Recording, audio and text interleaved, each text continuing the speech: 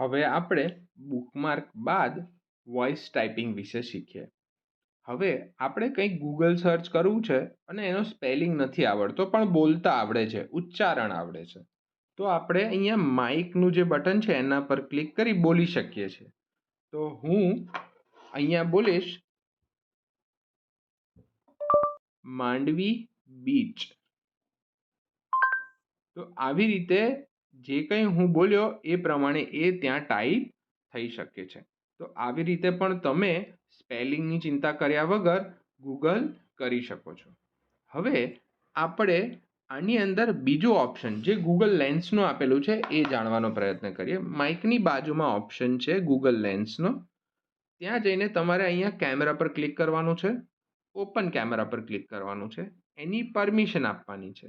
Permission આપ્યા બાદ તમે જે વસ્તુનો ફોટો લેશો એ વસ્તુને એ સર્ચ કરીને તમને બતાવી દેશે કે એ શું છે. તો તમે અહીંયા જોઈ શકો છો, મેં અહીંયા મારા ચાર્જરનો ફોટો લીધો તો એને એ બતાવી દીધું કે આ ચાર્જર કેટલા વોટનું છે, આવા ચાર્જર કઈ કઈ જગ્યાએ કઈ કઈ વેબસાઇટ પર ઉપલબ્ધ છે અને તમે કેવી રીતે લઈ શકો છો.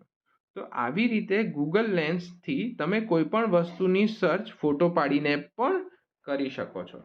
હવે એવી જ રીતે હું મારા માઉસનો ફોટો લઉં છું. હું બેક જઈશ.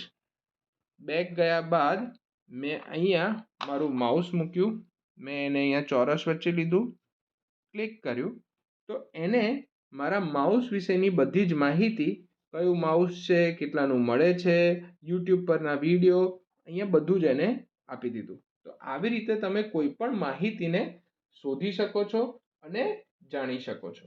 તો આવી રીતે એ કોઈ પણ માહિતીની જે લખાણ છે એને સમજીને શોધીને પણ એ આપતું હોય છે. હવે અહીંયા મારી જોડે મારી એક ટિકિટ છે, તો એ ટિકિટ વિશેની માહિતી આપણે જાણવી હોય તો પણ આપણે અહીંયાથી જાણી શકતા હોઈએ છીએ. તો હું હવે પાછો જઈશ અને બેક જઈને મારી જે ટિકિટ છે એ અહીંયા મૂકીશ, ટિકિટ પર ક્લિક કરીશ અને એ મને એની અંદરની માહિતી જે છે એ સમજાવશે અને આની અંદર જે વસ્તુ લખેલી છે એને પણ હું સર્ચ કરી શકું છું. તો મેં અહીંયા મારી જે ફ્લાઇટ છે એના પર ક્લિક કરી એને સર્ચ કરી કેટલા વાગ્યાથી કેટલા વાગે એ ફ્લાઇટ નીકળી રહી છે એ બધી માહિતી પણ હું આસાનીથી જોઈ શકું છું. તો આવી રીતે તમે ક્રોમ બ્રાઉઝરની અંદર ગૂગલ લેન્સ વાપરીને પણ મોબાઈલ ઉપર સર્ચ કરી માહિતી શોધી શકો છો. તો આ હતું આપણું બેઝિક ગૂગલ લેન્સ અને વોઇસ ટાઈપિંગ કેવી રીતે વાપરવું એના પરનો વિડીયો.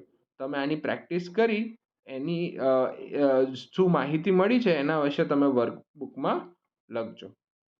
ધન્યવાદ.